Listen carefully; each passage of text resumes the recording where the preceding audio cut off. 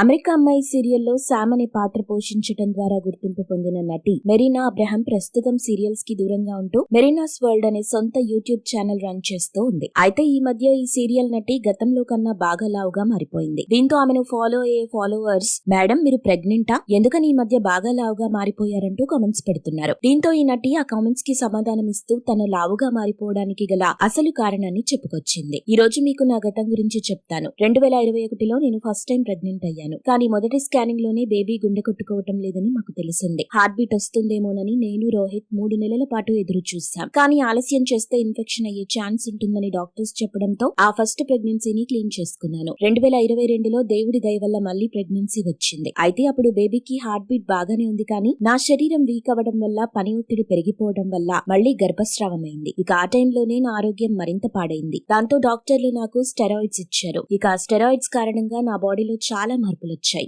అయితే హెల్దీ బేబీకి జన్మనివ్వడం కన్నా నా కెరీర్ ఏమీ నాకు అంత ముఖ్యం కాదని అనిపించింది. అందుకే నా శరీర ఆకృతి ఎలా మారినా సరే డాక్టర్స్ చెప్పింది చేస్తున్నా అంటూ చెప్పుకొచ్చింది. ఇక ఇలా మెరీనా చెప్పిన తన కన్నీటి గాథ విని ఆమె అభిమానులు ఎంతగానో బాధపడుతున్నారు. ఇక రీసెంట్ గా ఈ సీరియల్ నటి ముచ్చటగా 3వ సారి కూడా ప్రెగ్నెంట్ అయినట్టు తెలుస్తుంది. దీంతో ఆ విషయాన్ని తన సోషల్ మీడియా ఖాతా ద్వారా అభిమానులకు తెలియజేస్తుంది. అంతేకాదు ఆ ఆనంద క్షణాలకు సంబంధించిన వీడియో మొత్తం తన యూట్యూబ్ ఛానల్లో పెట్టింది. దీంతో మెరీనాకు కనీసం ఈ 3వ గర్భమైన నిలవాలని ఆమె అభిమానులు కోరుకుంటున్నారు. ఇక ఈ సీరియల్ నటి భర్త రోహిత్ కూడా సీరియల్ యాక్టరే. ఇతను అభిషేకం, అమృతవర్షిణి వంటి సీరియల్లో నటించడం జరిగింది. అలాగే ఈ star couple Bigg Boss season 6లో కూడా జంటగా పార్టిసిపేట్ చేయడంతో పాటు బీబీ జోడీ డాన్స్ రియాలిటీ షోలో కూడా పాల్గొన్నారు. దీంతో ఈ స్టార్ కపుల్ కు సోషల్ మీడియాలో విపరీతమైన ఫాలోయింగ్ వచ్చింది. మీరు ఇలాంటి సీరియల్ న్యూస్ అప్డేట్స్ మరిన్ని తెలుసుకోవడానికి ఇప్పుడే మా ఛానల్ ని లైక్ చేయండి, ఫాలో చేయండి, సబ్స్క్రైబ్ చేయండి.